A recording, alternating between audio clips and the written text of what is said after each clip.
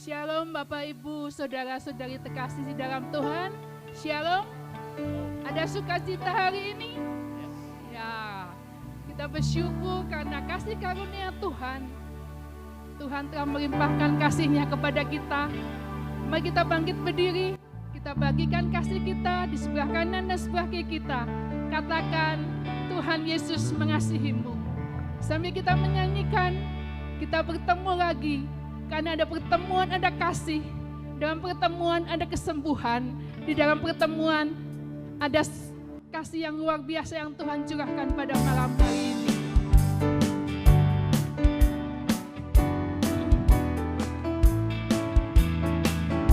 Katakan, kita bertemu lagi. Kita bertemu lagi.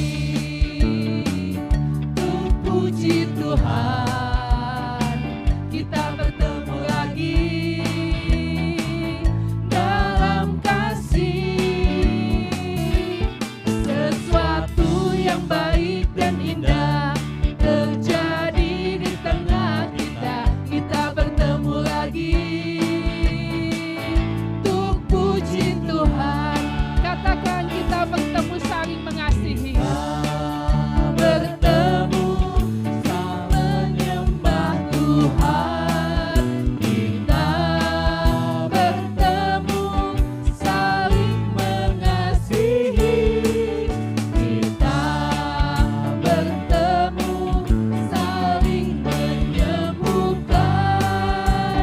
Puji Dia, glory haleluya. Puji namanya. Katakan lebih sungguh kita bertemu lagi. Tuh puji Tuhan. Kita bertemu lagi dalam kasih. Sesuatu yang baik dan indah terjadi di tengah kita. Terjadi di tengah kita. Kita bertemu lagi. Tuh puji Tuhan. Kita katakan, kita bertemu lagi.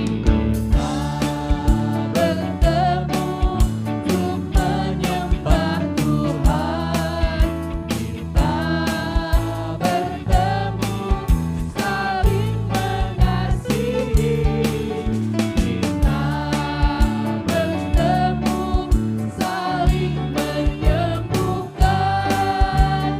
Puji Dia, glory haleluya.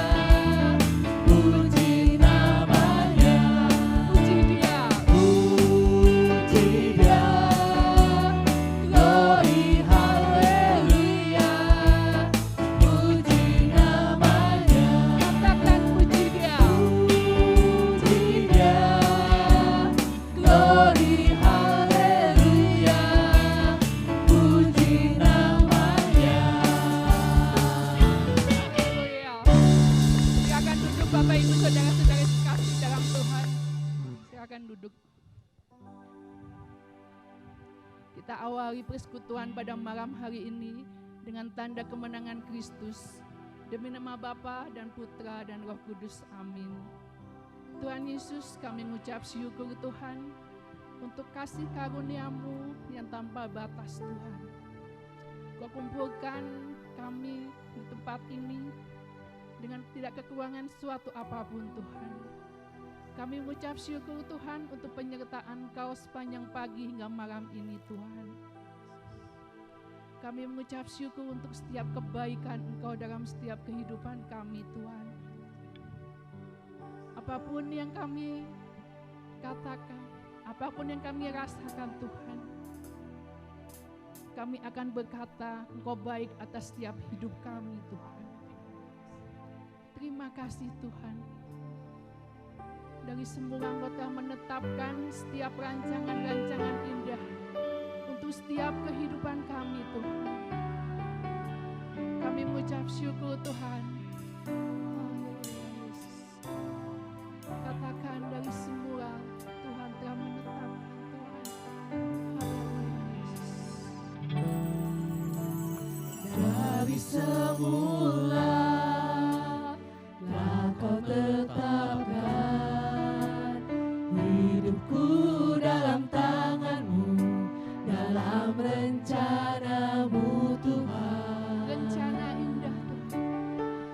rencana indah telah Kau siapkan bagi masa depanku yang penuh harapan. Katakan Tuhan baik. Semua baik, semua baik.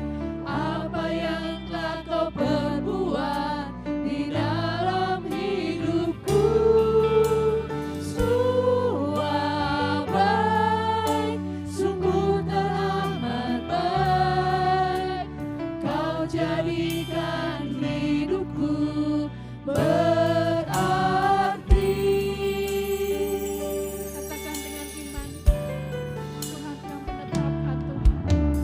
Dari semula telah Kau tetapkan hidupku dalam tangan-Mu, dalam rencana-Mu Tuhan. Rencana indah, Rencana indah telah Kau siapkan bagi masa depanku yang penuh harapan. semua baik, semua baik.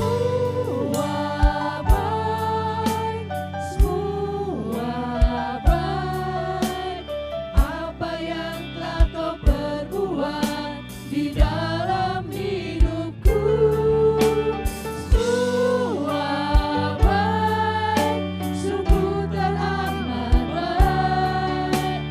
Kau jadikan hidupku berarti. Kita bangkit berdiri. Katakan semua baik. Semua baik, semua baik. Apa yang telah Kau perbuat di dalam hidupku, semua baik, sungguh teramat baik. Kau jadikan hidupku berarti. Katakan lebih lagi semua baik. Semua baik, semua baik. Apa yang telah Kau perbuat di dalam hidupku, semua baik, sungguh teramat baik. Kau jadikan hidupku berarti. Kau jadikan Kau hidup jadikan hidupku berarti. Kau jadikan hidup Kau jadikan hidupku berarti. Kita bersyukur untuk kebaikan Tuhan dalam setiap kehidupan kita. yang Kau Engkau perbuat baik di Tuhan. Terima kasih Bapa.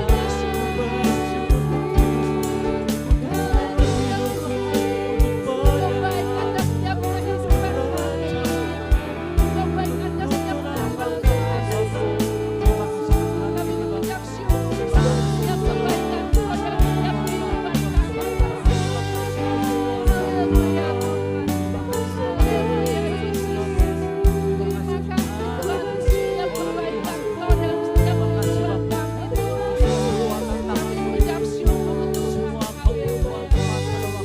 Kita katakan setiap ucapan syukur, setiap kebaikan Tuhan dalam setiap kehidupan kita. Apapun yang kami alami, apapun yang terjadi dalam setiap kehidupan kita, kita katakan Tuhan itu baik bagi kita. Haleluya. Terima kasih Tuhan untuk setiap kebaikan Kau dalam setiap kehidupan kami. Terima kasih untuk setiap pekerjaan kami, setiap keluarga kami. Haleluya Yesus. Terima kasih Yesus. Terima kasih Tuhan. Terima kasih Yesus. Inilah setiap ucapan syukur kami Tuhan. Kami akan katakan Tuhan Kau baik atas hidup kami Yesus. Kami mengucap syukur Tuhan untuk setiap penyertaan Kau Tuhan. Engkau akan beracara Tuhan pada persekutuan pada malam hari ini Tuhan. Dari awal pertengahan sampai akhirnya Tuhan. Biar kasih-Mu dinyatakan, biar mujizat-Mu dinyatakan Tuhan. Dan kemuliaan-Mu yang luar biasa ada di tempat ini Tuhan. Karena kami percaya Tuhan, mujizat-Mu tidak pernah berubah dari dulu, sekarang sampai selama-lamanya Tuhan. Terima kasih Bapa, terima kasih Yesus. Kami alaskan setiap doa dan ucapan syukur ini. Haleluya. Amin. Mari Bapak Ibu, kita mau semakin memuji Tuhan. Kita akan memuji Tuhan lebih lagi. Karena di dalam Mazmur 106 dikatakan, Tuhan itu baik. Kasih setianya tidak pernah berubah dari dulu, sekarang sampai selama-lamanya. Dan kita memuji Tuhan. Katakan, na na na na na na.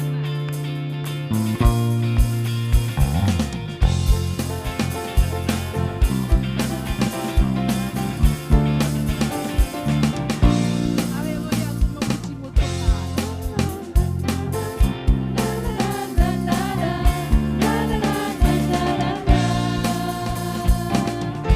Haleluya, ku memuji-Mu Tuhan, karena kasih-Mu tak berkesudahan. Biarlah bernafas memuji Sang Raja, di atas gunung dan di dalam samudra. Tanganku ku angkat padamu, mensyukuri rahmat yang Kau beri.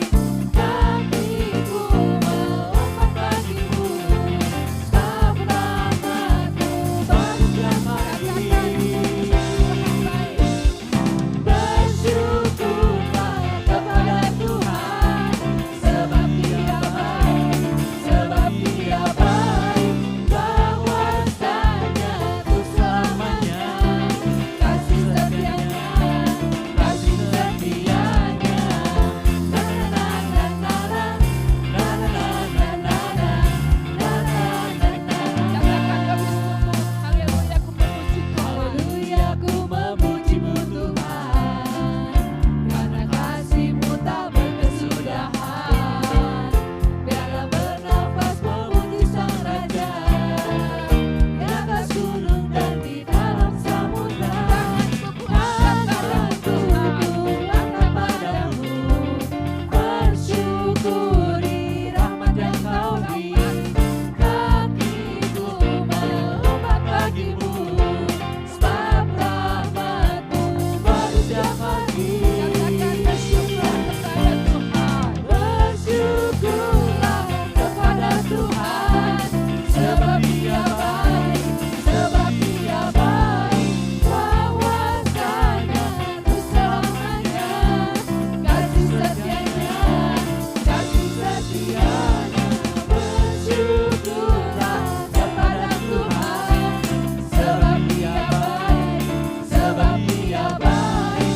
Bahwasanya untuk selamanya, kasih setianya. Katakan lebih lagi. Bersyukurlah kepada Tuhan. Kepada Tuhan, sebab Dia baik, sebab Dia baik. Bahwasanya untuk selamanya, kasih setianya, kasih setianya.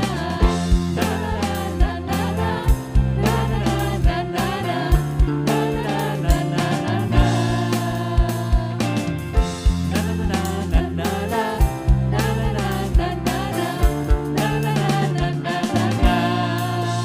Haleluya. Kemuliaan kepada Tuhan. Kita percaya Tuhan itu baik. Amin saudara-saudara. Amin. Mari kita lebih dari umat pemenang.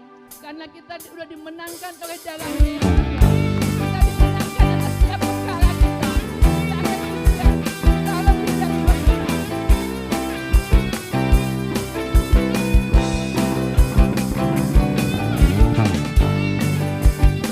Haleluya Tuhan. Bersyukur setiap kebaikan Tuhan.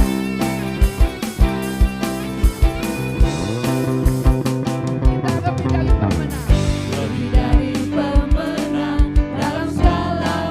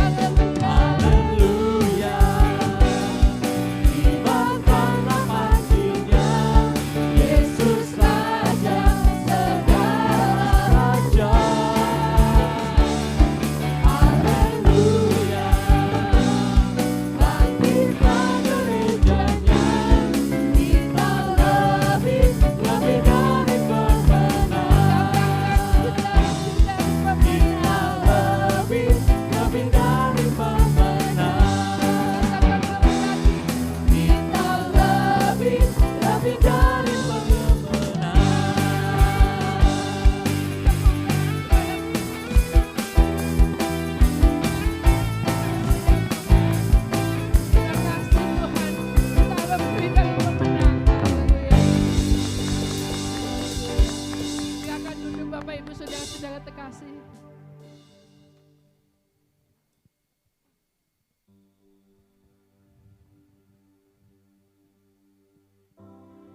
benar Tuhan, kita lebih dari pemenang Tuhan.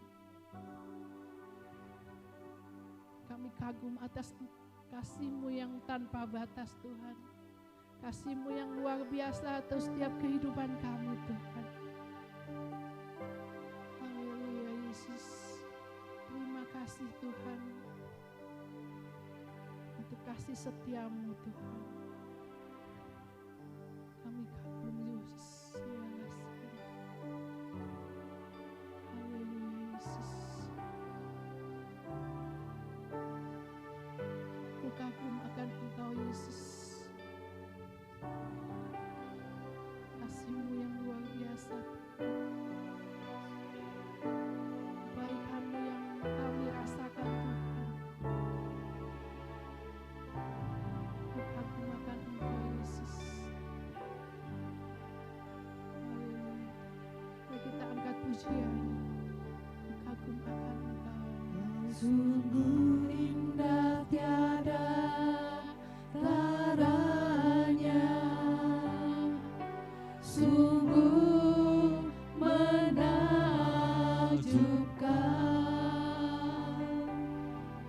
sungguh ajaib untuk dimengerti, lebih dari semua yang ada.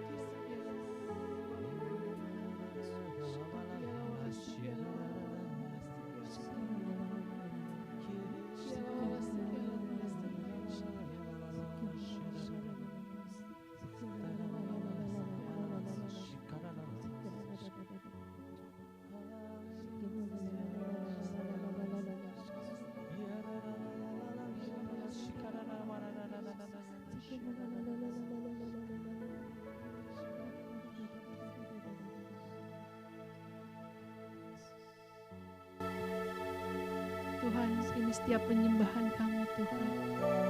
Kau layak, kami sembah Tuhan. Terima kasih Tuhan. Terima kasih Yesus.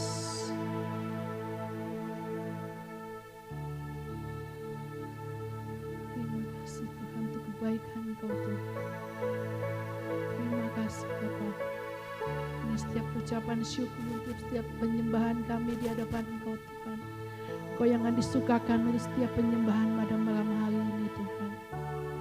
Bapa, jika sebentar kami akan mendengarkan setiap pengajaran firman Engkau Tuhan, yang akan dibawakan oleh Bapak Surya Cahyadi Tuhan.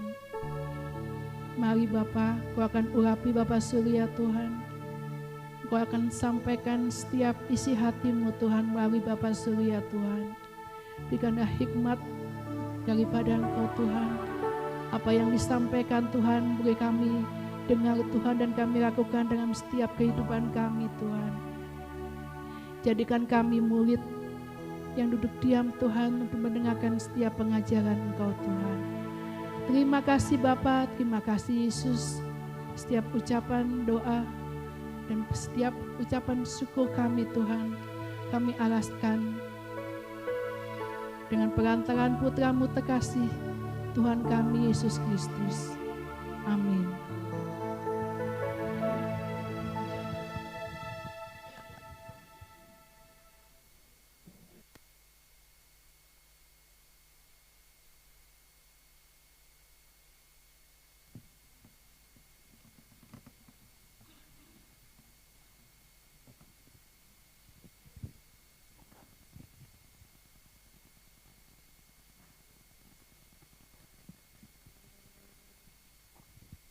Ya, Bapak Ibu terkasih, Shalom. Hari ini tema yang akan kita bahas adalah pergaulan buruk merusak kebiasaan yang baik. Ayatnya diambil dari 1 Korintus 15 ayat 33 dan 34. Kita baca dulu ayat ini bersama-sama, baru kita akan bicara lebih jauh tentang tema ini. Ya.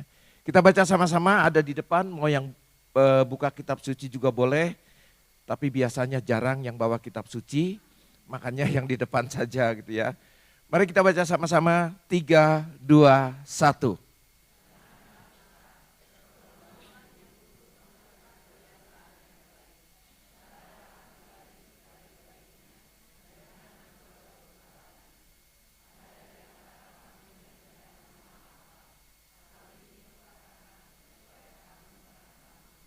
Iya, kalimat pertama dikatakan janganlah sesat. Dari kalimat ini satu peringatan kepada kita. Supaya hidup kita, sikap kita, perbuatan kita jangan sampai tersesat. Ya. Lalu di bagian supaya kamu jangan berbuat dosa lagi. Kalimat jangan berbuat dosa lagi artinya jangan mengulang. Kita pernah berbuat dosa dan jangan berdosa lagi. Kalau saya ambil satu kesimpulan dari ayat ini bicara tentang masa lalu kita menentukan keadaan kita saat ini. Kalau dulu pergaulan kita buruk, pergaulan kita tidak baik, tentu keadaan kita saat ini juga tidak baik. Dan pergaulan kita saat ini menentukan kehidupan kita yang akan datang. Kalau pergaulan kita saat ini tidak baik, merusak apa yang sudah terjadi saat ini, kita baik-baik saja saat ini, tentu akan merusak masa depan kita. Ya, Bapak Ibu terkasih, hari Sabtu dan Minggu yang lalu, jadi baru kemarin dan kemarinnya, saya memberikan rekoleksi untuk pengurus DPP di satu paroki, bukan di sini ya. Kalau di sini pasti sebagian ketemu dengan saya waktu Sabtu Minggu. Di luar kota, DPP harian, DPP pleno dan DPP harian pleno, lalu ketua lingkungan dan kategorial serta karismatik. Dikumpulkan lalu saya memberikan satu rekoleksi. Lumayan Bapak Ibu, Sabtunya sore sampai malam, Minggunya dari jam 10 pagi, selesainya jam 6 sore. dan di sana kota yang cukup panas. Ya. Umat duduk terngantuk-ngantuk, saya terbasah-basah karena keringat gitu ya. Enggak apa-apa lah, sama gitu ya. Tapi ada satu hal yang menarik, bukan rekoleksinya yang saya mau bicarakan. Di sela-sela rekoleksi itu, khususnya pada saat makan siang, saya ada kesempatan ngobrol dengan seorang frater di sana. Ada frater, lalu fraternya masih muda. Ya namanya frater umumnya masih muda ya. Masih muda, frater, cukup ganteng Bapak Ibu, cukup ramah, bisa bergaul sangat bagus gitu kan. Waktu makan siang saya iseng bertanya. Frater, saya bilang gitu kan, Bapak Ibu gak usah tahu lah di kota mana ya, takut disamperin nanti. Karena ganteng, jujur ganteng. Gitu ya. Jangan sampai frater itu dapat pergaulan yang tidak baik, nanti merusak ke depannya gitu ya. Saya ngobrol, saya bilang frater boleh gak saya sedikit bertanya, tapi agak sedikit pribadi. Gitu ya. Boleh katanya, dengan ramahnya dia bilang, boleh Pak, silakan. Saya katakan, kenapa frater mau kok menjadi calon imam yang nantinya imam? Gitu kan? Kenapa? Saya tanya frater, berapa bersaudara? 3. Laki-laki semua, iya. Dan dia anak pertama. Waduh, apalagi anak pertama. Ya, papahnya Katolik, mamanya non Katolik. Gitu. Saya bilang kenapa mau? Ya dengan singkat, pertanyaan inti saya bukan ke situ sebetulnya. Dia katakan panggilan. Oke, silakanlah panggilan ya. Pertanyaan kedua, ada tantangan gak dari orang tua? Wah ada Pak, katanya. Awalnya pasti gak boleh. Pasti ya Bapak Ibu ya. Coba kalau Bapak Ibu punya anak laki-laki, apalagi anak pertama, dia bilang, "Mah, aku mau jadi pastor." Kira-kira apa jawaban kita? Ya jangan dulu lah gitu ya. Yang lain aja lah, tuh anak tetangga aja dulu gitu. Kita mah jangan, tuh anak tetangga aja dulu gitu ya. Gitu. Itu sudah pasti. Dia katakan, iya ada tantangan, terutama dari mama. Dia bilang gitu, tantangan. Lalu bagaimana kok sekarang bisa sampai menjadi frater? Saya berusaha meyakinkan, oke. Bukan itu inti pertanyaan saya untuk dia sebetulnya, itu hanya prolog aja supaya enak. Pertanyaan ketiga, frater kan normal. Normal laki-laki gitu ya. Kan kalau nggak normal nggak bisa loh daftar menjadi pastor gitu ya, jadi frater kan nggak bisa. Frater kan normal, saya katakan gitu. Normal kan? Saya bilang gitu, iya katanya gitu ya. Wah, nggak ragu lagi saya, frater normal. Sebagai laki-laki normal, melihat wanita, pastilah sedikit tidak banyak, ya begitulah gitu ya, saya katakan. Iya Pak katanya. Frater pernah tertarik dengan seorang wanita. Pernah. Dia bilang. Bahkan beberapa kali tertarik. Oke. Kalau frater tertarik dengan wanita, apanya? Apakah kecantikannya? Enggak, saya tidak pernah tertarik dengan kecantikan seorang wanita. Jadi yang cantik-cantik gak usah ke sana, enggak tertarik frater. Enggak ada gunanya gitu ya. Lalu apa? Dia katakan ini. Enggak saya ceritakan ya. Pokoknya ada sesuatu ini. Oke. Pernah bertemu yang model begitu? Pernah katanya. Pernah ada dorongan. Karena sesuai dengan ini dia kan, sesuai dengan apa istilahnya, kriteria dia lah gitu ya. Pernah. Bagaimana frater menangani hal itu? Ya dia bilang, saya kembali kepada panggilan saya sebagai seorang calon imam. Yang mau saya katakan kepada Bapak Ibu Saudara terkasih, kalau frater itu sekarang salah pergaulannya, betul ya? Karena dia ada kriteria untuk seorang wanita, dan wanita itu dia temukan, dia sering ngobrol, dia sering bicara, dia sering ya katakanlah ada tukar pikiran dan sebagainya, pergaulan di situ salah, merusak rencana dia yang sudah begitu baik. Betul enggak? Karena rencana dia nanti imam. Kita kekurangan imam Bapak Ibu, betul? Kita sangat kekurangan. Saya kalau nggak terlanjur umurnya segini mau jadi imam. Iya. Kalau sekarang saya daftar jadi imam begitu lulus langsung pensiun saya. Mau apa gitu ya, rugi kan, ngapain gitu. Tidak menikahnya udah memenuhi syarat saya. Kan saya nggak menikah kan, jadi itu udah masuk syaratnya. Hanya kalau saya sekarang masuk seminari dan sebagainya, begitu lulus dikatakan langsung pensiun. Mau apa saya gitu ya? Ya sudah tanggung lah gitu. Udah terlanjur, lebih baik ya kayak begini aja. Nah, dari pembicaraan yang hangat itu Bapak Ibu sekasih, saya melihat frater ini perlu dijaga. Tapi jangan ibu-ibu yang menjaga. Takutnya menjaga baik. Kebetulan saya punya anak yang cocok katanya gitu ya. Wah dicocok-cocokin nanti repot-repot. Tapi saya mau berkata Bapak Ibu sekasih, lalu dia juga cerita, bukan satu dua yang dia dengar, banyak yang salah pergaulan, imam loh ya, yang salah pergaulan, akhirnya merusak rencana dia yang sudah begitu baik. Apalagi kita, betul enggak? Imam aja yang begitu dijaga, apalagi kita. Nah, bagaimana kita menentukan sikap kita, pergaulan kita, supaya jangan sampai nanti malah merusak pergaulan-pergaulan kita atau rencana kita yang sudah begitu baik. Bapak Ibu sekasih,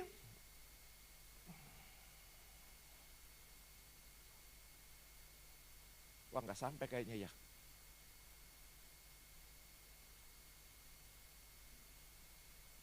Ya, makanya hati-hati dengan pergaulan. Hati-hati dengan pergaulan. Bapak Ibu sekasih, apakah kalau orang yang selalu ikut persekutuan doa seperti ini dijamin orang baik? Belum tentu. Betul? Belum tentu. Orang yang setiap hari datang ke gereja ikut misa, apakah dijamin itu orang baik? Belum tentu. Saya berkali-kali bertemu dengan orang, begitu akrab dengan saya, begitu baik dengan saya, teman sepekerjaan saya waktu itu, akhirnya menikam saya dari belakang. Pernah. Teman baik. Bahkan dia membawa saya ke arah yang tidak baik Bapak Ibu. Ada beberapa, salah satu. Ini teman baik saya yang dia sangat baik. Pada saat saya masuk ke satu perusahaan bekerja, dialah yang membimbing saya. Dan saya lihat dia baik sekali. Hari libur, hari apa dia suka datang, ngajak saya jalan kemana-kemana. Kamu harus kenal kota Bandung katanya gitu ya. Wah baik sekali saya pikir. Nah, salah satunya, saya orang yang gak bisa main kartu. Yang saya bisa satu-satunya hanya apa? Domino gitu, yang kalau ini 4 ya, tumbuk 4 gitu ya. Gak play. Itu pun, oh ini jago. Itu pun kalau orang-orang bisa ngitung. Dihitung tek, saya keluarin ini mati dia gitu kan. Kalau saya enggak, pokoknya yang angka-angka besar saya keluarin dulu gitu kan. Biar kalau mati kecil. Ternyata Bapak Ibu lawan saya pinter-pinter. Saya matinya gede-gede justru gak keluar-keluar gitu ya. Kalah terus, itu yang satu-satunya saya bisa. Tetapi karena pergaulan, saya diajarin main QQ. Tahu QQ ya? Saya diajarin main QQ. Kursus kilat saya. Kursus kilat. Jadi sambil belajar, sambil praktek. Gurunya ada di situ lah, katakan kalau guru. Dan kita taruhan Bapak Ibu. Pakai uang. Enggak terlalu gede-gedean, tapi lama-lama kan gede juga. Panas kan? Gitu. Nah repotnya saya udah punya kartu 4, gak bisa caranya nyusun. Saya tanya ke sebelah. Kalau ini gimana? Oh ini begini, kalah terus saya sama dia. Karena dia yang nyusunin caranya gitu kan. Wah saya bilang kalau gini repot. Tapi Bapak Ibu sekasih, satu malam saya main waktu itu sampai pagi. Dapatlah menang 150.000. Meskipun baru belajar menang 150.000. Kan tugas saya waktu itu selalu keluar kota. Di luar kota kalau malam nginep di hotel kumpul tuh. Main gitu kan, diajarin main-main. Semalam dapat 150, dapat 100, dapat 200. Saya mikir-mikir lumayan juga ya. Iya kan? Lumayan juga kalau semalam rata-rata 150, sebulan kan udah lumayan. Iya. Saya pikir kayaknya lebih baik ke sini saya nih daripada kerja saya capek-capek. Lihat Bapak Ibu sekasih. Pergaulan yang tidak baik merusak yang tadinya saya tidak suka dengan yang begitu-begitu, sekarang saya hampir tiap malam begadang. Mengharapkan yang minimal 150.000 itu. Gitu gitu ya. Akhirnya apa yang terjadi? Hasil kerja saya 1 bulan, gaji plus bonus, bonusnya lumayan besar waktu itu. Habis hanya karena QQ. Belum lagi badan makin merosot, kan tiap malam begadang kan. Saya bilang, pergaulan saya seperti ini merusak saya. Itu baru 1, belum yang lain. Yang lainnya gak usah saya ceritain, lebih serem Bapak Ibu. Lebih menyeramkan, merusak pokoknya. Nah, bagaimana kita bergaul? Hati-hati dengan pergaulan. Berapa banyak orang yang tampaknya baik, kelihatannya baik, ramah begitu kan. Tetapi akhirnya tidak baik. Akhirnya tidak baik. Itu saya alami, berkali-kali saya alami. Makanya kadang-kadang sekarang saya kurang bisa percaya kalau ada orang begitu ramah, begitu senyum ya. Semakin ramah, semakin senyum, saya semakin hati-hati. Iya. Saya semakin hati-hati. Karena berulang kali. Loh kalau gitu kalau nggak ramah gimana? Kalau yang nggak ramah kan jarang berhubungan sama saya kan. Nggak ramah kok gitu. Kalau ketemu juga cuma selewat gitu. Tapi dalam pergaulan, jangan bayangkan kalau orang persekutuan doa pasti baik. Belum tentu, betul? Belum tentu. Jangan-jangan sebelah kita ini bukan orang baik. Bukan di sini ya, di sana. Jangan-jangan sebelah kita ini bukan orang baik.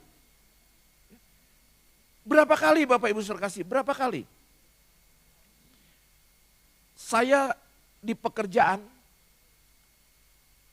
saya dikeluarkan dari pekerjaan, sebetulnya nggak dikeluarkan ya, tapi ditekan habis-habisan hanya karena menolong teman, tapi menolong kalau memang salah sih, menolong yang saya katakan baik itu, tapi akhirnya saya keluar dari perusahaan itu. Bahkan saya punya hutang sama orang.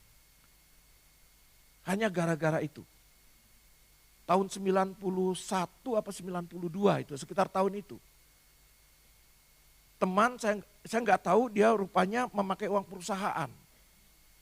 Alasannya dia memakai itu untuk ada bisnis yang sebelum jatuh tempo, bisnis itu sudah cair uangnya, lalu dia tutup giro itu, dia pakai giro dia. Nah waktu itu bilang ke saya, waduh giro saya kosong nih, karena ada kegagalan, dia pinjam uang saya. Saya bilang nggak punya, pinjamnya nggak banyak, 1 jutaan. Saya bilang saya lagi nggak punya uang. Ada nggak uang setoran, uang tunai? Nggak ada. Ada juga giro jatuh tempo, tapi 1,5 juta. Ya udahlah itu pinjam dulu. Dia ambil sama dia bukain giro dia 1,5 juta, mundur 3 bulan. Itu kan? Ya masih oke-oke lah gitu ya. Masih oke-oke. Menjelang jatuh tempo dia datang lagi. Surya kosong lagi nih katanya. Yang 1,5 juta yang saya itu. Kosong lagi nih. Ada nggak uang lagi? Waduh nggak ada giro jatuh tempo lagi. Tapi nilainya lebih tinggi. Sampai terakhir 3,5 juta Bapak Ibu tahun 91-an. Sampai 3,5 juta giro dia bobol. Giro dia bobol yang saya juga kena.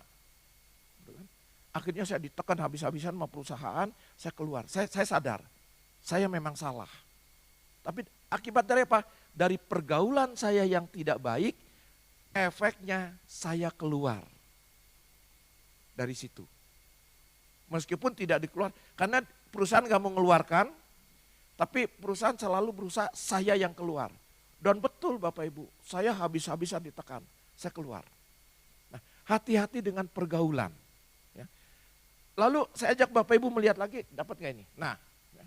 Kita lihat di 1 Raja-Raja 12 ayat 1 sampai 24. Enggak kita baca. Hanya ayat tertentu aja yang saya munculkan.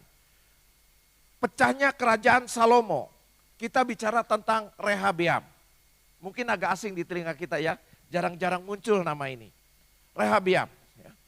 Membuat perpecahan dan kehancuran kerajaan Israel karena salah bergaul. Karena salah bergaul. Berapa kali kita lihat di televisi, saya pernah juga melihat ada seorang papa merasa ternyuh atau merasa sedih karena pergaulan anaknya salah. Jatuh ke narkoba. Saya hampir Bapak Ibu. Saya hampir. Luar biasa sekali, teman dekat. teman dekat, Surya kamu mau cobain gak nih? Dikasih Bapak Ibu, enggak usah beli. Dikasih. Kamu baru-baru, enggak usah satu deh, setengah aja. Setengah. Bayangkan kalau waktu itu saya ambil, itu yang pertama kan. Setelah itu pasti ada yang kedua nanti. Ada yang kedua, pasti ada yang ketiga. Lama-lama saya terlibat di situ. Hancur ke depannya. Hancur ke depannya. Nah, Rehabeam karena salah pergaulan menyebabkan kerajaan Salomo, Raja Salomo yang ditinggalkan oleh ayahnya Salomo hancur, pecah. Apa kesalahan dia? Kita lihat di sini. Pertama dia, oh ini nggak bisa kalau ke sini ya. Nasihat para tua-tua. Pertama dia minta nasihat kepada para tua-tua. Ini nasihat para tua-tua. Bisa dilihat di 1 Raja-Raja 12 ayat 7. Jika hari ini engkau mau menjadi hamba rakyat, jika Rehabeam itu mau menjadi hamba rakyat, mau mengabdi pada mereka, mau mengabdi kepada rakyat, dan menjawab mereka dengan kata-kata yang baik, maka mereka akan menjadi hamba-hambamu seumur hidupmu. Jadi nasihat para tua itu apa?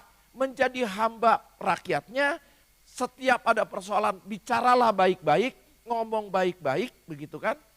Itu nasihat para tua. Baik nggak Bapak Ibu nasihat itu? Baik. Ini Bapak Ibu waktu setelahnya baik gak? Mikirnya nih ini yang menghancurkan bukan dia gitu ya. Pasti itu kan. Itu baik, yang menghancurkan yang bawah. Ya. Lalu dia minta nasihat kepada orang-orang muda. Teman-teman dia. Ini orang jangan yang muda-muda jangan lu kok itu orang muda ya. Enggak, ini orang mudanya mereka. Beda sama orang-orang muda yang ada di sini. Ya. Beda, jangan tersinggung dengan ini. Ini bukan teman-teman muda ya, yang di sana. Kelingkingku lebih besar daripada pinggang ayahku. Saya nggak tahu pinggangnya segede apa itu ya. Kalau kelingkingnya lebih besar dari pinggang ayahnya segede apa itu? Saya waktu baca ini mikir, kurus banget nih papanya gitu ya. Sampai ini aja lebih gede loh. Sekarang ayahku telah membebani kuk yang berat. Jadi Raja Salomo itu membebani rakyatnya itu dengan kuk yang berat. Menderita rakyatnya. Ya. Tetapi aku akan memperberat kamu. Itu nasihat anak-anak muda kepada dia. Katakan itu kepada rakyatmu. Kelingkingku lebih besar dari pinggang ayahku. Kalau ayahku memberi kuk yang berat, aku akan memberi kuk yang lebih berat lagi. Katakan itu kepada rakyatnya. Kata teman-teman mudanya. Lalu apa yang terjadi? Ayahku telah menghajar kamu dengan cambuk. Mengajar dengan cambuk. Lalu dikatakan, tetapi aku akan menghajar kamu sama dengan cambuk tapi berduri. Lihat. Kalau ayahnya sudah membuat rakyat menderita, Rehabeam membuat rakyatnya lebih menderita. Ini nasihat dari anak-anak muda. Anak muda di sana ya. Jangan selainnya anak-anak muda ngikutin saya ke sana ngomong apa tadi gitu ya. Anak muda di sana. Nah, Rehabeam mengikuti nasihat teman-temannya ini. Akibatnya apa? Kerajaannya hancur. Makanya situ katakan kerajaan Israel, perpecahan dan kehancuran kerajaan Israel karena Rehabeam salah bergaul. Andai kata dia mengikuti para tua, nasihat yang pertama, tidak akan ada kehancuran. Tetapi karena pergaulan yang salah, mengalami kehancuran. Kita lihat lagi coba berikutnya. Pergaulan yang salah bisa menghancurkan masa depan. Betul enggak? Menghancurkan. Bapak Ibu Saudara kasih, coba kita lihat info-info di berita.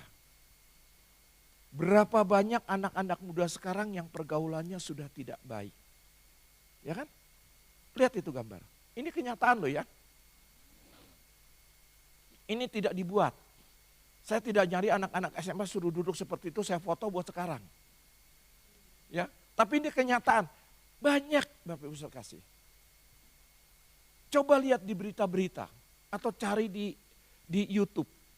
Banyak sekali pergaulan anak-anak muda yang akhirnya tidak baik. Akhirnya hancur. Kenapa? Karena pergaulannya tidak baik. Karena pergaulannya tidak baik. Saya dulu sekolah di Yogyakarta, di IKIP Sanata Dharma. Sambil kuliah saya mengajar di satu SMA. SMA itu konon katanya saya nggak berani bilang kata saya lah ya, supaya nggak disalahin. Konon katanya itu sekolah buangan. Jadi yang tidak diterima di mana-mana gitu kan, terimalah di situ. Terbayang siswanya kayak apa. Dan itu kebanyakan orang dari luar. Orang dari luar ngirim anaknya buat sekolah di Jogja dengan fasilitas keuangan lengkap lah gitu ya. Minta berapapun oke. Karena memang orang tuanya orang-orang yang berada. Saya mengajar. Saya cukup terkejut Bapak Ibu pertama saya. Anak-anaknya berani-berani. Begitu saya datang, Pak tanya, ya silakan. Bapak suka ke selatan enggak? Di Jogja. Saya nangkep Bapak Ibu. Selatan tuh di sana yang namanya selatan itu kompleks. Tahu kompleks ya? Bukan komplek perumahan, bukan. komplek itu ya, komplek para wanita yang model-model begitu. Bapak suka ke selatan enggak katanya.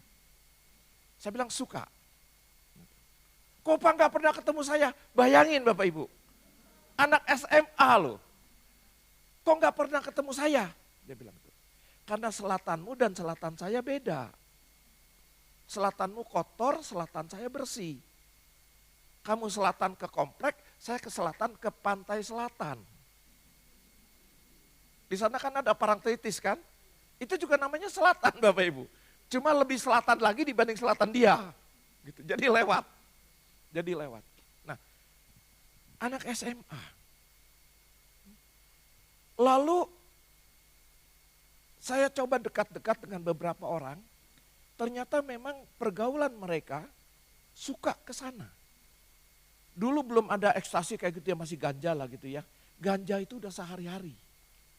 Bayangkan Bapak Ibu. Bentar-bentar kirim, belum zaman WA lah, zaman itu ya tahun 80 sekian kan, WA belum ada saya kira ya. Masih surat. Saya aja sering nerima uang dari papa saya telat. Menjelang habis kirim surat, 3 hari baru sampai. Itu kalau suratnya kilat. Kalau kehabisan uang surat biasa seminggu baru sampai. Baru dibaca, papa saya kirim, minggu depan baru sampai ke saya uangnya. Ya kan? Itu pun saya harus ngambil kan, nggak bisa dikirim itu. Pakai wesel pos. Mereka tidak pernah kekurangan uang. Uang habis tinggal minta. Lihat Bapak Ibu sekalian, pergaulan mereka. Lalu bagaimana dengan sekolah? Hancur. Masa depan mereka bagaimana? Kita tidak tahu apa yang terjadi. Kenapa? Karena pergaulan mereka bisa menghancurkan masa depannya. Raja Rehabiam pengganti dari Raja Salomo bergaul dengan kaum muda yang tidak bijaksana dan jahat. Saya ketemu dengan orang PD PKK, satu PD dengan saya. Jangan bayangkan yang sekarang. Yang sekarang saya di PD lansia itu bukan PD yang sekarang, PD zaman baheula. Zaman sebelum di PD lansia. Saya punya persoalan Bapak Ibu sekalian. Saya curhat sama satu orang. Saya lihat seorang ibu bijaksana. Bijaksana saya pikir gitu ya. Kalau ibu yang bijaksana mah dari wajahnya wajah bijaksana, tenang gitu. Saya curhat Bapak Ibu. Karena punya beban. Kan kita kalau punya beban kadang-kadang kepengen ngeluarin gitu ya. Masalah di respon atau enggak penting. Yang penting unek-unek saya ini keluar. Saya bilang sama dia, Bu nggak usah direspon. Nggak usah dikasih nasihat, nggak apa-apa. Yang penting Ibu dengerin aja. Saya udah senang. Didengerin Bapak Ibu. Malam itu. Dengerin, wah begitu selesai, saya lega. Saya pesan jangan bilang siapa-siapa ya Bu. Karena hanya untuk Ibu saya cerita. Yang penting saya lega. 3 hari satu PD tahu semua Bapak Ibu. Iya 3 hari tahu semua. Bayangkan Bapak Ibu, orang yang Saya anggap bijaksana, kalau itu tidak bijaksana kan? Saya anggap yang bijaksana. Jadi wajah bijaksana tidak menjamin sikap hidupnya juga bijaksana. Butuh waktu 3 hari, PD-nya waktu itu sekitar 40 orang. 40 tahu semua. Dari mana saya bisa tahu kalau mereka tahu masalah saya? Datang ke saya. Suryo, aduh saya baru tahu loh masalahmu. Bayangin Bapak Ibu. Waduh, saya bilang gitu kan. Hampir semua PD. Aduh Surya ikut prihatin, ya ikut begini, ya ikut begini. Wah semua PD. Saya bilang kalau saya ikut multi level, saya ambil dia jadi downline saya. Ya kan? Bayangin 3 hari dia punya downline 40 loh ya. Dia bisa cerita meyakinkan ke 40 orang. Lalu saya tanya, Bu, Ibu cerita ke orang? Enggak. Kenapa seorang sepeda semua tahu? Swear, saya enggak cerita sama orang. Ya kalau udah swear begini ya sudahlah, saya bilang ya sudah. Saya cuma cerita sama satu orang dengan pesan jangan bilang siapa-siapa. Ini masalahnya. Jadi Bapak Ibu Saudara kasih, jangan bilang siapa-siapa tuh ternyata, iya malah bilang siapa-siapa dia. Karena dari sini jangan bilang siapa-siapa, dia ngomong ke dia jangan bilang siapa-siapa, ngomong ke sini jangan bilang siapa-siapa kan. Dan saya baru tahu, ternyata zaman Yesus pun sudah terjadi. Betul enggak? Yesus kalau menyembuhkan orang bilangnya apa? Jangan bilang siapa-siapa. Betul? Nyatanya tahu semua. Betul ya? Wah saya bilang, saya belum baca firman itu waktu itu. Jadi Bapak Ibu kalau mau curhat nggak perlulah pakai kalimat jangan bilang siapa-siapa. Percuma, malah ketahuan. Nah, lihat Rehabiam. Nasihat mereka yang jahat diterima dan dilakukan oleh Raja Rehabiam dan ini yang membuat kerajaan Israel menjadi pecah. Kenapa? Nasihat-nasihat yang tidak bijaksana, nasihat yang jahat biasanya lebih menarik daripada nasihat yang baik. Betul enggak? Pasti lebih menarik. Coba ibu-ibu atau bapak-bapak. Anak-anaknya lebih dengar nasihat ibu-ibu, ibunya, mamahnya, atau lebih dengar nasihat orang lain? Orang lain. Padahal nasihat ibunya pasti baik. Belum pernah saya dengar ada seorang ibu yang mau mencelakakan anaknya. Selama ibunya normal. Iya bener kan? Lo ada ibu yang gak normal ada ya. Anak diperlakukan sedemikian rupa lah. Yang dibunuh. Ada kan ibu, mama bunuh anak kan? Ibu bunuh anak ada. Anak tidur sama mamanya ada. Itu ibu yang tidak normal. Yang normal enggak mungkin. Tetapi berapa banyak anak lebih percaya dengan teman. Saya Bapak Ibu Saudara kasih, waktu kerja saya di lapangan, setiap minggu Ciamis, Tasik, Cirebon, lalu Cianjur, Sukabumi. Itu bolak-balik. Bolak-balik maksudnya seminggu ke sana gitu. Jadi banyak luar kotanya. Saya sudah bertahun-tahun di Bandung gak pernah hafal kota Bandung. Karena luar kota terus. Senin sampai Jumat pasti luar kota. Sabtu datang ke kantor hanya bikin laporan, pulang saya gunakan untuk istirahat. Minggu saya gunakan untuk tidur. Senin keluar kota lagi. Sampai satu ketika saya pernah dari Ciamplas, rumah saya di Jalan Arjuna. Tahu ya Bapak Ibu ya? Mudah-mudahan gak seperti saya yang gak tahu. Ciamplas turun, kalau mau ke Arjuna kan, itu kan Pajajaran belok kanan kan. Tapi gak boleh. Biasanya waktu sebelumnya boleh. Udah dibuat satu arah, jadi harus belok kiri. Mulai persoalan muncul. Gak tahu jalan, saya naik motor. Muter-muter BIP. Gitu kan. Jalan lagi muter-muter Sunda. Muter lagi BIP lagi, coba Bapak Ibu. 2 jam lebih saya BIP Sunda gitu loh. Kenapa? Karena gak tahu. Apalagi saya tipe orang yang tidak mudah menghafal orang. Saya susah mengingat orang. Satu ketika saya lagi di supermarket, saya lagi mau nimbang barang, dia mau nimbang, di depan saya tuh ibu-ibu. Saya lihat ke belakang. Takutnya di belakang ada yang gini-gini gitu loh. Saya lihat, saya diam aja. Saya liatin, tapi saya gak berani gini-gini. Saya diam, siapa ibu ini gitu kan. Terakhir dia manggil nama saya. Pak Surya katanya, kali ini yakin saya kan. Ibu, aduh apa kabar ibu gini-gini. Bapak ibu sampai hari ini saya gak tahu itu ibu siapa. Iya, karena saya memang gak pernah hafal. Nah Bapak ibu terkasih, pergaulan yang buruk merusak masa depan kita. Merusak ke depannya. Makanya dari sekarang pergaulan kita hati-hati. Hati-hati. Berapa banyak orang yang kelihatannya baik, ayo kita bikin kelompok lah, kita makan-makan bersama, minum bersama, main-main bersama. Awalnya iya, tetapi ada udang di balik rempeyek. Mati dia itu ya, karena sudah digoreng. Di balik batu kita susah nemunya, di balik rempeyek aja lah. Jadi mudah kita lihat, oh ada udang nih di balik rempeyek itu. Ya. Akhirnya apa? Kita kena masalah. Nah, sikap kita, pergaulan kita saat ini menentukan keadaan kita yang akan datang. Mau rusak, rusaklah dari sekarang. Karena pasti nantinya rusak. Kalau nantinya mau baik, bergaulah yang baik. Nah bagaimana supaya kita bisa bergaul yang, ya kitanya dulu juga kalau bergaul dengan orang, bergaulah yang baik. Jangan kita berharap orang baik kepada kita, tapi kita tidak baik sama orang. Ya. Kita lihat dulu selanjutnya, mudah-mudahan ada di sana.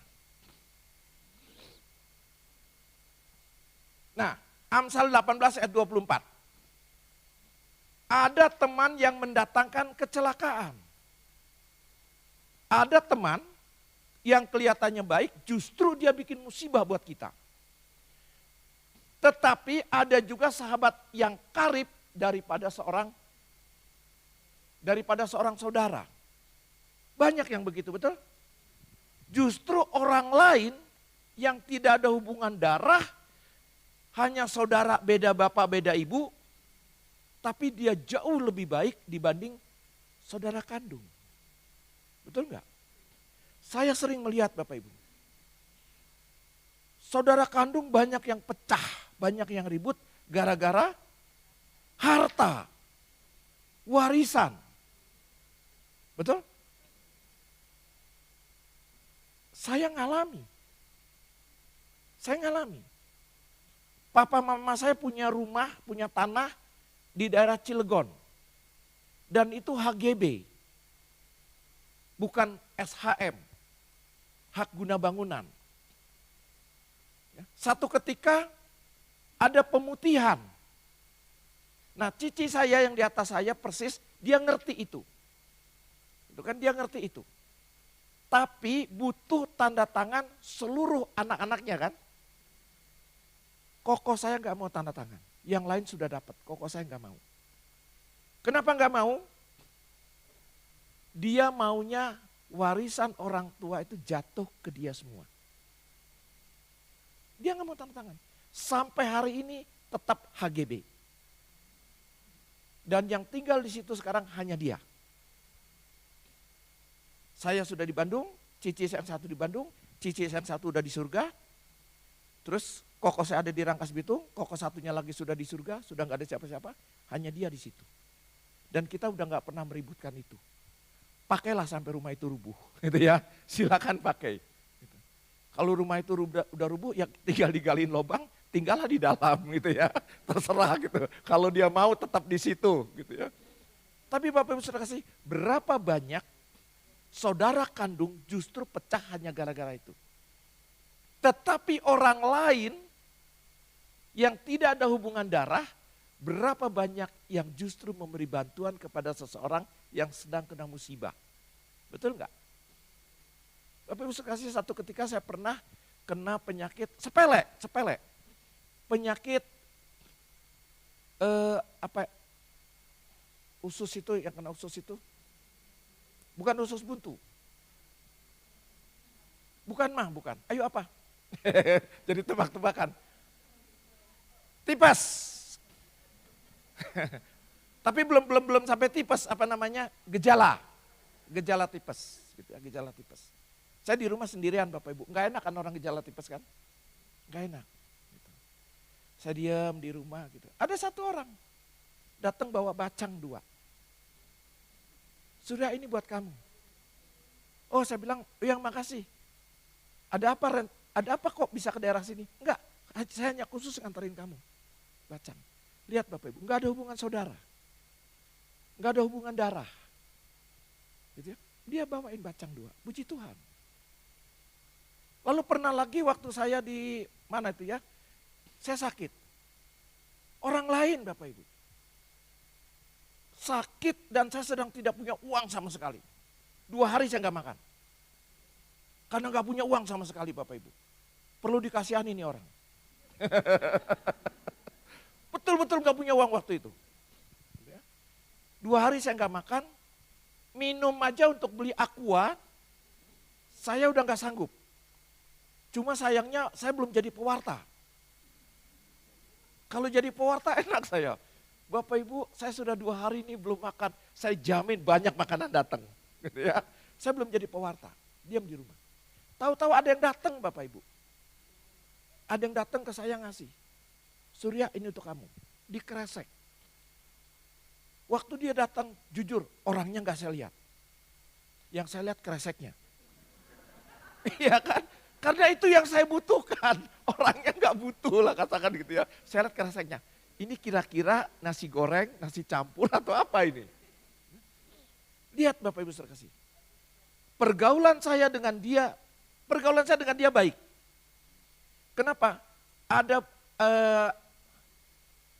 bakti sosial lah kayak gitu ya. Jadi waktu itu mungkin Bapak Ibu juga pernah dengar yang namanya Buddha Soci. Ya kan? Dia kan suka nyuplai gitu kan. Nah dicari tenaga sukarelawan. Saya ikut waktu itu. Itu sukarelawannya betul-betul Bapak Ibu. Nggak ada namanya uang saku, ongkos nggak ada. Lu mau ikut biaya sendiri, nggak mau jangan. Nggak ada tuh dari sana ngasih apa. Atau sesudahnya inilah beras 1 kilo, nggak ada. Sementara yang didatang itu dapat beras sekarung-sekarung. Nah, dia ngajak saya ikut. Jadi ada pertemanan baik. Makanya begitu kejadian itu dia datang bawa kresek. Begitu dia ngasih, Surya ini buat kamu. Udah ya saya pamit. Hanya ngasih itu Bapak Ibu. Wah saya suka cita. Begitu dibuka isinya mangga mengkel. Iya bayangin Bapak Ibu mangga mengkel 3 biji segede-gede gini nih. Saya bilang, iya Tuhan, masa saya kudu masuk masa pencobaan ini gitu ya. Sungguh, mangga mengkel 3 biji. Itu gak pernah bisa saya lupa itu, peristiwa itu. Tetapi itulah persahabatan, itulah pergaulan yang baik. Ya, mangga mengkel. Bapak Ibu coba bayangkan kalau Bapak Ibu 2 hari gak makan. Dikasih mangga mengkel. Apa yang kita lakukan? Ya kan orangnya udah gak ada, mungkin kita kurang ajar nih orang gitu ya. Kayaknya mau bunuh saya pelan-pelan, paling gak kan begitu. Ya kan? Tapi Bapak Ibu sekasih, waktu itu iman saya berkata ini dari Tuhan. Saya makan. Rasanya manis enggak gitu loh, masih asam-asam. Tapi enggak saya makan semua. Bukannya takut sakit perut, enggak, karena saya percaya dari Tuhan kan. Saya makan 1. Enggak apa-apa tuh. Kenapa enggak saya habisin? Takut-takut besok masih enggak punya uang. Minimal saya masih punya mangga mengkel gitu ya. Lihat Bapak Ibu sekasih. Dari pergaulan kita yang baik menghasilkan sesuatu yang baik. Ada juga pergaulannya baik. Tapi mengarah ke tidak baik. Saya diajak ke diskotik berkali-kali Bapak Ibu dulu. Betul. Diskotik. Studio Is ya kalau nggak salah ya, dulu ada ya. Saya pernah ke sana. Sekarang udah tutup, gara-gara saya datang itu. Saya diajak. Siapa yang ajak? Orang dekat, teman, sobat. Pergaulan yang seperti ini tidak dijamin Bapak Ibu orang dekat, sobat sendiri. Pergaulan seperti ini tidak dijamin membawa kita ke arah yang baik. Keluar masuk diskotik saya. Bir, minum. Kalau pesan kan satu pitcher gitu kan. Gitu. Dan luar biasanya, saya duduk gitu kasih gelas, dituangin sama dia birnya. Tuangin, saya minum gitu kan, udah minum, ya udahlah satu gelas cukup lah, taruh gitu kan. Saya ngobrol, begitu balik penuh lagi. Rupanya waktu saya ngobrol dia penuhin. Sengaja kan. Nah jalan kayaknya nggak tahu ya, lagi ada gempa atau apa. Itu jadi jalan tuh rada-rada goyang sedikit gitu perasaan. Lihat Bapak Ibu sekalian, pergaulan yang tidak baik berakibat tidak baik. Jadi jangan melihat penampilan, jangan melihat, kita harus yakin dulu dia ini baik. Ya. Lanjut. Siapa bergaul dengan orang bijak menjadi bijak. Tetapi sebaliknya, siapa berteman dengan orang bebal menjadi malang. Bapak Ibu, kalau Bapak Ibu bergaul dengan pencopet, mungkin awalnya nggak jadi copet. Tapi teknik mencopet tahu. Betul nggak? Karena kita bergaul. Bapak Ibu, sifat manusia tuh ingin tahu, betul nggak? Udah berapa lama lo jadi pencopet? 2 tahun? Pernah ketangkep nggak? Nggak, hebat. Gimana caranya? Kan begitu. Betul nggak? Kita jujur gitu ya Bapak Ibu ya. Kalau misalnya dia nanya, lu mau jadi pencopet? Enggak, cuma mau tahu aja. Dikasih tahu sama dia. Gini loh caranya mencopet. Dek, dek, dek, dek, dek. Oh gitu. Gitu kan? Satu ketika lagi kepepet, dia udah punya ilmu. Ya kan? Dia udah punya ilmu. Dia coba. Tek, berhasil. Begitu dilihat buka dompetnya lumayan gede. Akhirnya apa? Copet lagi gitu ya. Nyopet lagi. Akhirnya jadi pekerjaan. Kenapa? Orang yang bergaul dengan orang bebal, dia menjadi malang. Betul? Saya pernah pelayanan ke penjara. Ya, ke penjara. Tapi saya pulang Bapak Ibu. Ya kan cuma pelayanan kan, udah pelayanan saya pulang. Tawarin mau nginep Pak? Enggak, saya bilang gitu. Saya punya kamar di rumah gitu ya. Enggak saya bilang. Bapak Ibu kasih, berapa banyak waktu itu yang ngobrol dengan saya, dia katakan, Pak saya korban. Saya tidak melakukan apa yang dituduhkan. Jadi saya bisa masuk ke sini karena difitnah. Siapa yang fitnah Bapak? Teman dekat. Lihat Bapak Ibu, teman dekat. Ada juga memang yang satu lagi itu sangat menyeramkan itu. Ada 2 yang sangat menyeramkan. Yang satu tuh udah mau keluar, udah mau bebas. Dia bilang nanti begitu aku keluar, aku mau cari orang itu, aku mau bunuh dia. Akhirnya semua doakan mudah-mudahan dia nggak keluar. Stroke Bapak Ibu. Stroke gak jadi keluar dia, diem di situ. Tapi statusnya udah bebas sebetulnya. Tapi nggak ada yang mau bawa dia keluar. Khawatir. Ada satu lagi, dia katakan, saya masih 4 tahun Pak menjalani hukuman ini. Tapi saya insaf, saya tobat. Lalu saya tanya, saya ngobrol dekat gitu kan, saya tanya, apa yang membuat Bapak masuk penjara? Dia katakan, saya bunuh orang Pak, saya mundur. Loh iya kan, saya mundur, saya takut juga gitu kan, dia bilang bunuh orang. Jangan-jangan dia lupa, dikira saya musuhnya langsung krek saya gitu kan. Badannya gede Bapak Ibu. Lalu saya tanya kenapa? Kenapa sampai bunuh orang? Dia katakan, papa saya sakit, masuk rumah sakit, meninggal. Bapak Ibu, kesalahan siapa ini? Ya mau apa ya, memang udah waktunya betul. Dia panggil suster, perawat. Dia marah-marah sama suster itu, dia pegang, dia benturin kepalanya ke dinding, meninggal. Ditangkap, dia di penjara. Lihat Bapak Ibu sekasih. Mungkin di luar dia punya pergaulan yang dengan orang-orang yang model begitu. Yang keras. Efeknya apa? Terbawa. Bapak Ibu kalau bergaul dengan orang-orang yang suka ngebohong, kita jadi pinter ngebohong. Betul nggak? Bakat ngebohong itu udah ada di dalam diri kita. Kenapa? Karena sadar nggak sadar kadang-kadang orang tua kita ngajarin kita ngebohong. Saya tanya ibu-ibu, terutama ibu-ibu dalam paling sering, ngajarin anak ngebohong nggak? Jujur kan, ngajarinnya jujur kan?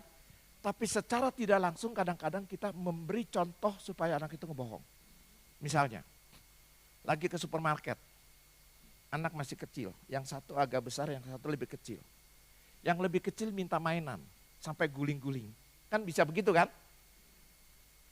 Mamanya bilang apa sama anaknya? Besok ya mamah beliin, jangan sekarang. Betul? Suka begitu? Ya kan? Yang besar dengar Bapak Ibu. Besok lusa dia berdua jalan, yang kecil minta. Koh minta ini dong. Jangan sekarang ya, besok mamah beliin. Bagaimana dia bisa ngomong begitu? Karena mamanya ngajarin, ya kan? Hati-hati Bapak Ibu. Bagaimana anak bisa ngebohong? Karena secara tidak langsung kita ngajarin. Pergaulan. Pergaulan yang tidak baik. Masih ada kalau nggak salah. Menjaganya bagaimana? Yang pertama pasti berdoa. Jalin relasi yang baik dengan Tuhan.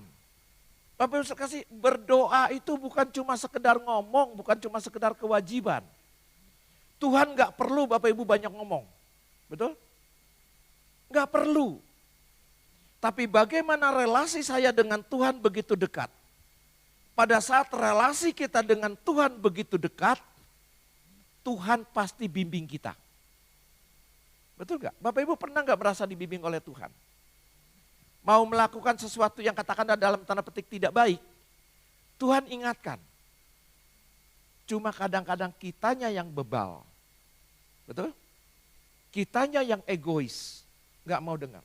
Yang kedua apa? Minta penyertaan Roh Kudus. Kemarin Bapak Ibu sekasih, saya memberikan pencurahan Roh Kudus di paroki yang tadi saya cerita rekoleksi. Jujur, saya juga bingung ini karena ya kita tahu lah ya. Kalau orang-orang pede dengan pencurahan Roh Kudus itu udah nggak asing.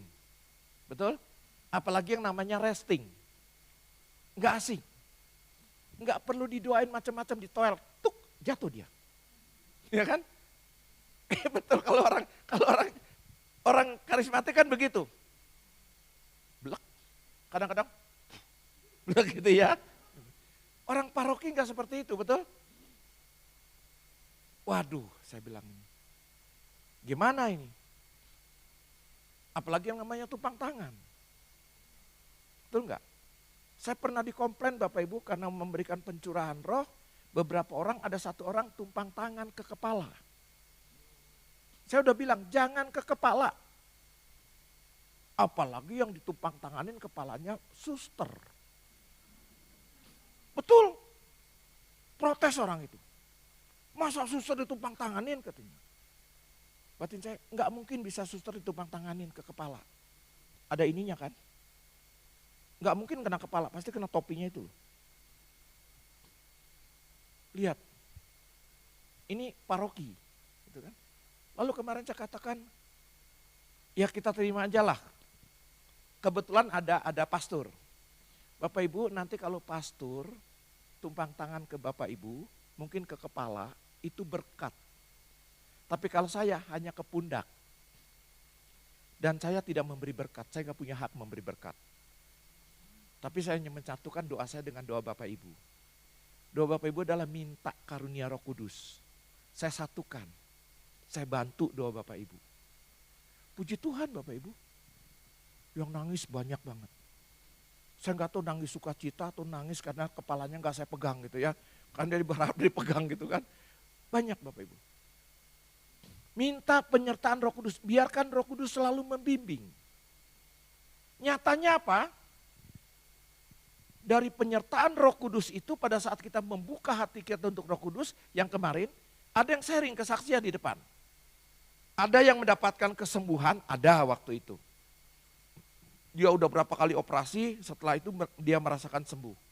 Ada yang begini, Pak katanya, saya 2 hari ini tuntutan pekerjaan, saya ribut sama yang saya datangi itu, dia nggak cerita pekerjaannya apa. Saya ribut, saya mau berkelahi. Dia bilang, kemungkinan besar besok berlanjut. Dia bilang gitu. Tetapi setelah pencurahan Roh Kudus ini, nggak akan saya lanjutkan Pak katanya. Bukan pekerjaannya, tapi berkelahinya itu. Gitu ya. Saya akan berubah. Kenapa?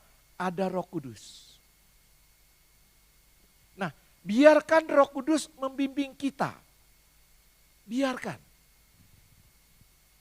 Bagaimana cara Roh Kudus membimbing? Tiap orang berbeda, betul? Mungkin ada yang sering cerita, saya mendengar Tuhan bicara. Kalau saya lagi sendirian Tuhan bicara, saya dengar ada Tuhan bicara, Surya, lari saya. Iya kan? Saya lagi diam, tenang gitu, Surya, lari saya betul. Kayak siapa? Samuel ya. Samuel lari saya waktu itu. Kalau seperti itu. Tetapi Bapak Ibu saya kasih, Roh Kudus membimbing saya di dalam hati. Dalam pewartaan. Saya berkali-kali dibimbing. Contoh.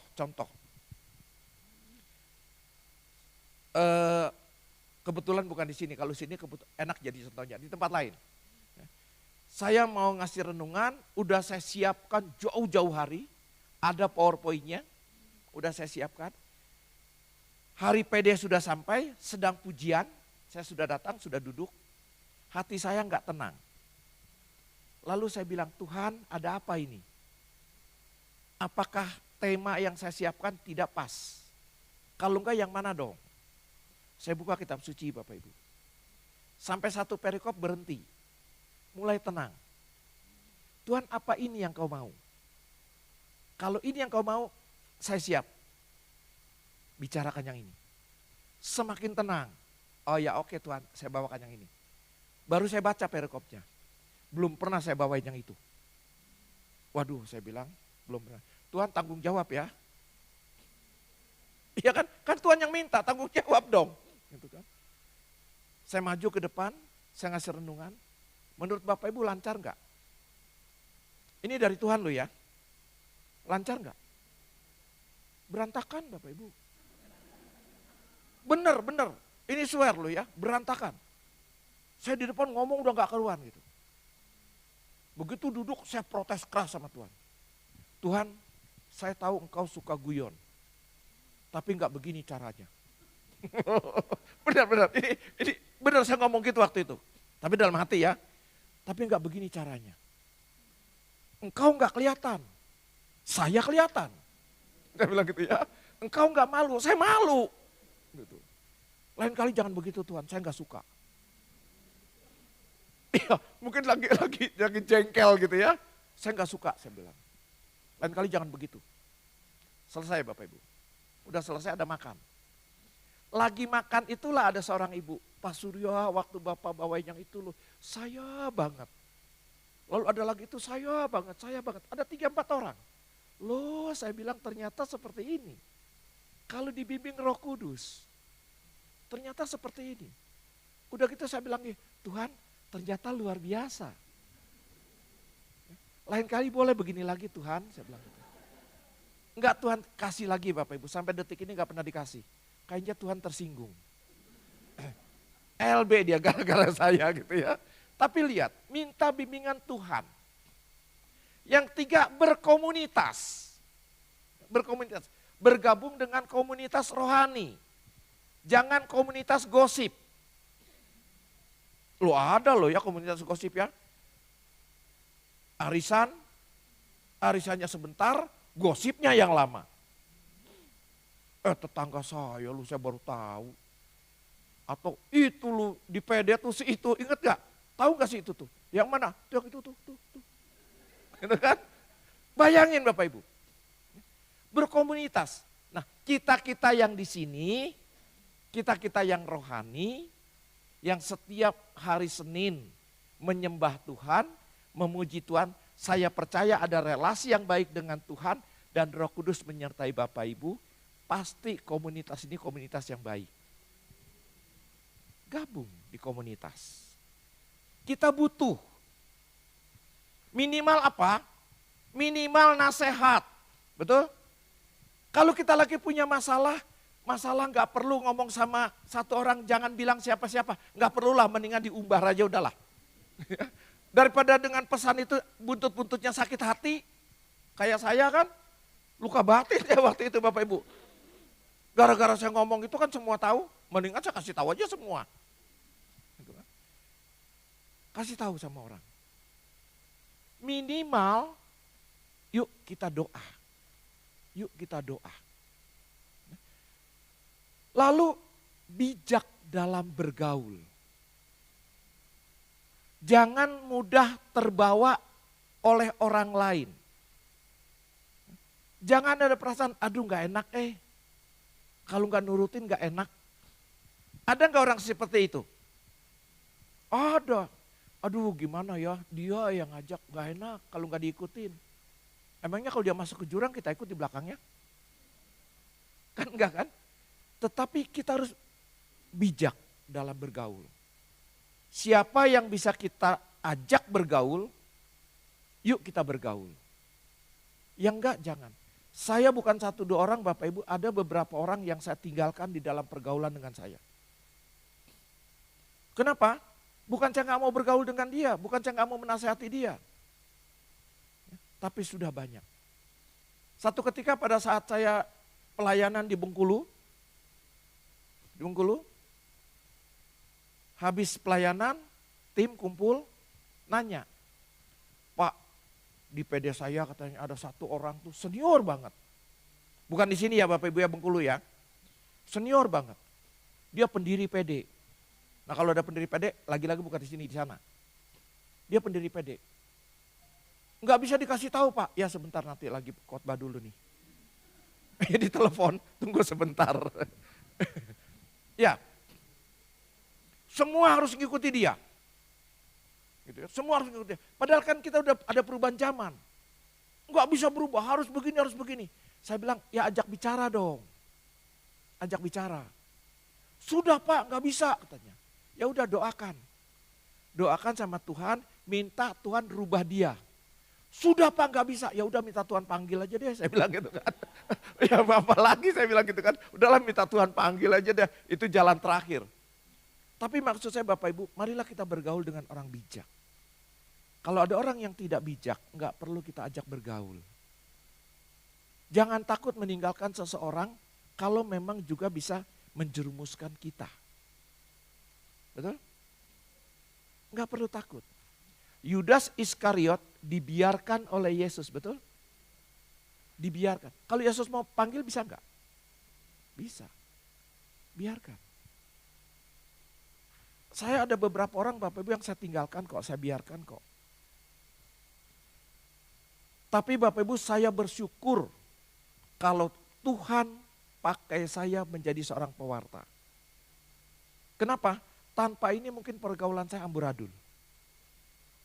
Karena saya termasuk tipe orang yang gak enakan. Gak enakan.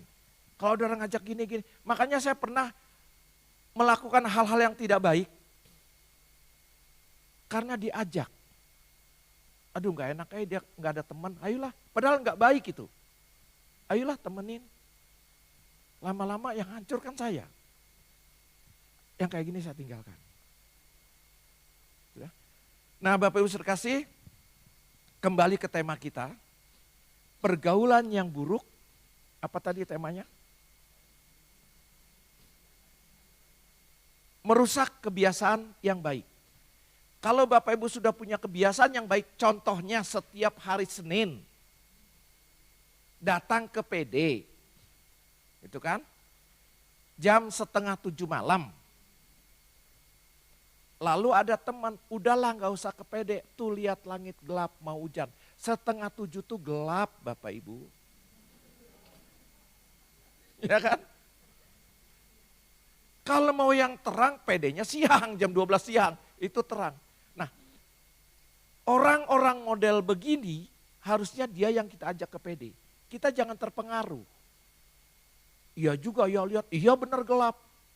Senin depan gelap lagi. Senin depan gelap lagi, kapan terangnya ya? Akhirnya apa? Nggak pernah ke PD. Nggak pernah ke PD. Atau luka batin. Bapak Ibu, memungkinkan nggak luka batin sama teman-teman di PD? Ada yang enggak, tapi yang lainnya ada nggak yang pernah mengalami luka batin sama teman-teman di PD? Mungkin terjadi. Dia secara tidak langsung ngomong apa, kita yang tersinggung. Luka batin. Loh saya pernah Bapak Ibu, jangankan teman-teman sepede, pewarta aja pernah kok diluka batinin. Loh iya, saya lagi ngomong begini nih. Saya lagi ngomong mewartakan, kan yang saya wartakan firman, betul? Kalau ngasih contoh ya kan contoh. Kalau sharing-sharing kan pengalaman saya. Ya kan? Rupanya ada yang tersinggung Bapak Ibu. Suatu ketika pas saya khotbah lagi di sana, saya lagi ngomong gini pas satu tempat, apa lihat-lihat? Apa lihat-lihat? Siapa yang liatin dia gitu kan? Mari Bapak Ibu, kita bijak. Mari kita bijak. Berkomunitas kita yang bijak. Jadilah kita panutan. Jadilah kita panutan. Ada satu PD, ini yang terakhir, ada satu PD, anggotanya menurun, dia tanya ke saya, Pak kenapa ya PD saya umatnya menurun? Kalau ini banyak loh, ada yang PD-nya jumlah umatnya menurun. Saya katakan, kamu udah menjadi orang yang dirindukan gak oleh orang lain? Kan ada loh ya yang dirindukan. Aduh aku rasanya lama banget nih udah mau ke PD lagi nih. Kenapa? Mau ketemu si itu. Si itunya nih bukan anak muda ke bukan pemuda ke pemudi. Bukan cowok ke cewek gitu ya. Kalau cowok ke cewek lain urusan. Gitu ya. Berapa orang? Lalu kenapa lagi? Berapa banyak Bapak Ibu sekasih? Ini sorry ya kalau misalnya ada among tamu ya. Kunci utama tuh di among tamu, betul? Kalau Bapak Ibu satu ketika nggak usah diminta jadi among tamu, bantulah among tamu. Kunci pertama tuh di situ. Kalau orang datang, among tamunya tulis nama. Nomor HP. Masuk. Saya jamin minggu depan hilang. Betul? Ada nggak yang begitu Bapak Ibu? Ada. Ada. PD-nya pasti lama-lama berkurang. Begitu umat datang dilihat among tamunya, alah si Eta, balik Bapak Ibu. Betul ya? Ini terjadi. Ada umat yang udah 3-4 bulan gak datang. Rindu bersekutu, rindu menyembah Tuhan. Dia datang, ketemu among umat yang tadi. Bukan masalah balik, kan udah 4 bulan gak datang. Begitu datang, masih ingat kamu jalan ke sini? Kalau saya otomatis langsung jawab, sorry salah jalan, Google Map-nya salah, saya balik Bapak Ibu. Itu kunci. Betul? Among umat itu kunci.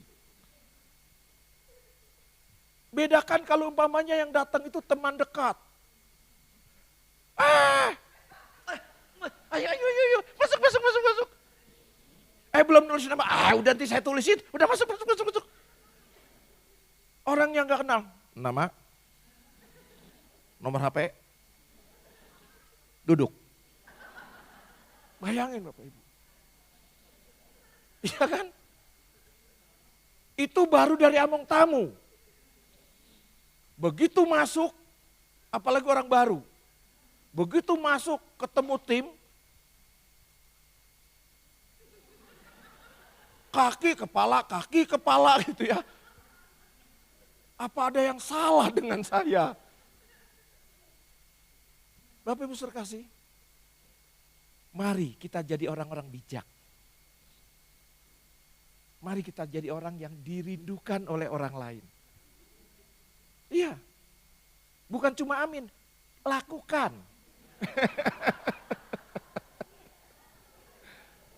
Mari.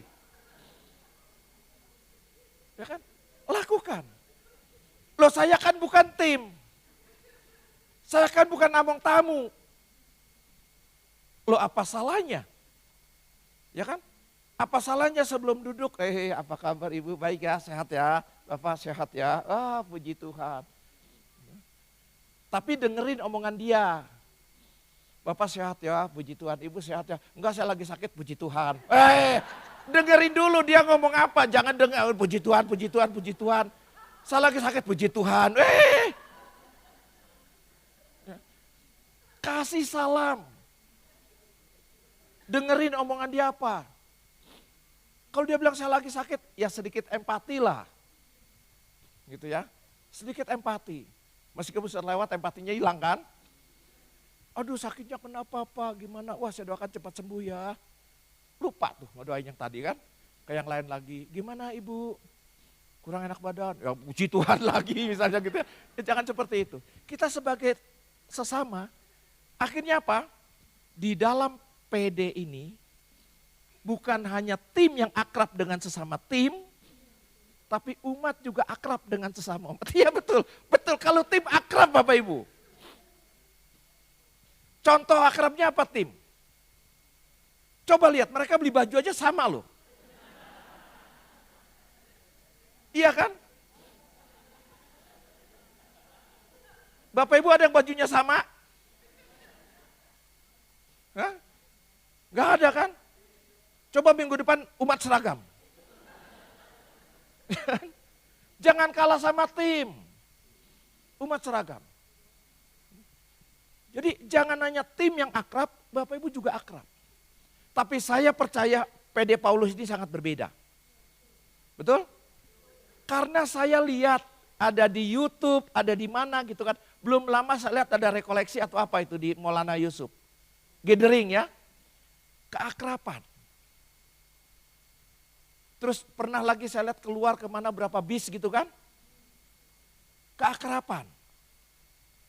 Akrab di sana sampai sini masing-masing lagi lain perkara gitu ya. Yang penting sudah mencoba membuat suasana akrab. Saya percaya. Nah makanya kalau lagi keluar keakraban gitu Bapak Ibu, jangan ngegandeng temennya terus. Kemana-mana, dua digandeng-gandeng begitu kan. Cobalah sekali-kali gandeng yang lain. Tapi jangan asal gandeng. Salah gandeng suami orang digandeng. Pulang perang Bapak Ibu ya. Gitu. Tapi mari kita menjadi bijak supaya apa? PD kita ini kalau kumpulan orang-orang bijak. Setiap orang yang melakukan pergaulan dengan Bapak Ibu. Itu bukan pergaulan yang buruk. Kedepannya pasti mereka baik. Dan pasti ada kerinduan untuk datang ke sini. Kenapa? Karena mereka merasa terbangun. Di sana aku dicuekin lu, di sini ternyata enggak. Diajak duduk, mari duduk. Oh kursinya kurang empuk ya, mari saya pangku. Wah kan itu kalau perlu seperti itu, supaya lebih nyaman gitu loh. Ya kan, kursinya kan keras. Mari saya pangku. Ya baik Bapak Ibu sekalian, jangan kita lanjutkan terus-terusan ya. Makin lama omongan saya makin ngaco nanti. Ya, mari kita mulai pergaulan kita yang baik, jangan yang buruk. Karena pergaulan Bapak Ibu yang sekarang menentukan ke depannya. Kedepannya kita bisa menjadi orang yang baik, menjadi panutan kalau sekarang pergaulan kita yang baik. Kalau pergaulan kita tidak baik sekarang, kedepannya kita tidak akan baik. Kita akan ditinggalkan orang. Kita akan menjadi orang yang sendirian. Meskipun satu ketika kita pasti sendirian. Kalau sudah pindah ke Balikpapan.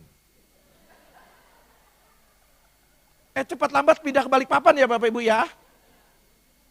Bukan Balikpapan sana loh, di Balikpapan. Itu sendirian. Mari kita jadi orang-orang bijak. Mari kita jalin relasi dengan Tuhan. Mari kita biarkan Roh Kudus membimbing kita. Dan mari kita bina komunitas kita menjadi komunitas yang baik. Terima kasih, Tuhan Yesus memberkati.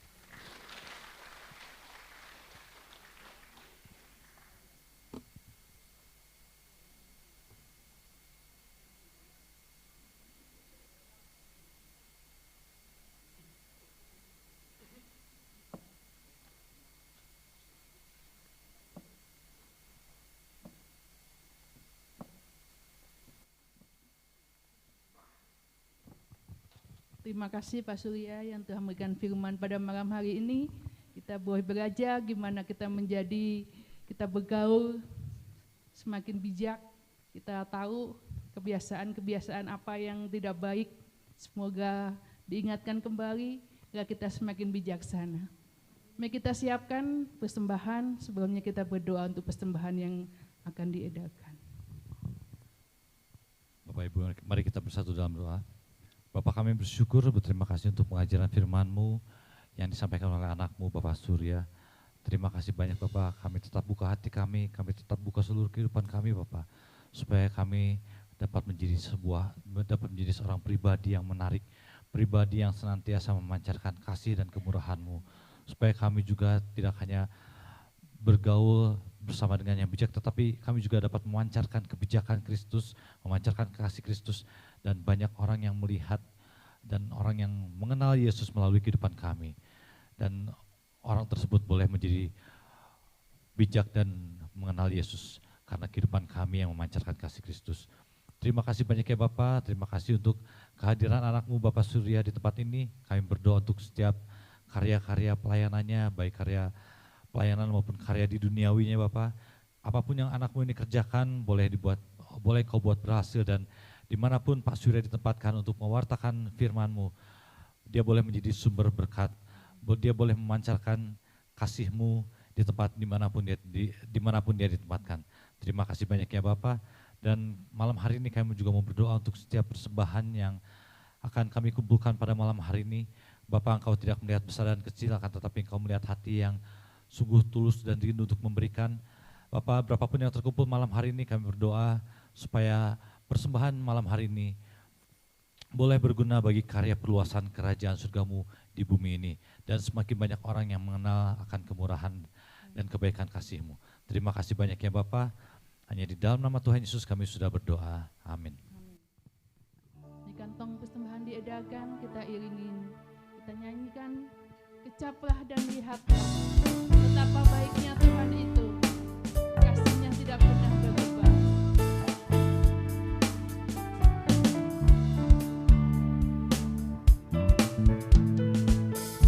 Kecaplah dan lihatlah betapa baiknya Tuhan itu.